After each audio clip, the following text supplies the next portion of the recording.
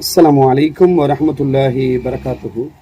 அன்பர்களே, இன்னைக்கு ஒரு கிதாப் பார்க்க போகிறோம். என்ன கிதாப்னு சொன்னால் அம்ம ஜுஸு. நம்ம முன்னாடி ஒரு கிதாப் பார்த்துருந்தோம், குரானு.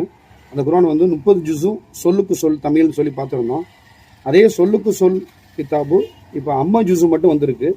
இந்த கிதாபை நம்ம எப்படி இருக்குங்கிறத பார்ப்போம் அந்த வீடியோவில். இங்கே பாருங்கள் நண்பர்களே,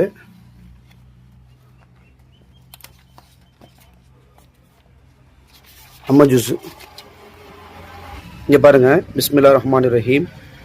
பிஸ்மி என்றால் பெயர், அல்லாஹ்.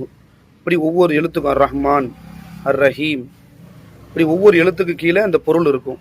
அதே போல் முழு பொருளும் இதில் வந்துடும். அம்ம எத்தசா அலூன், அம்ம எதை பற்றி, எத்தசா அலூன் விசாரித்து கொள்கிறார்கள். அப்போ ரெண்டு பொருளை சேர்த்து முழுசாக வந்துடும்.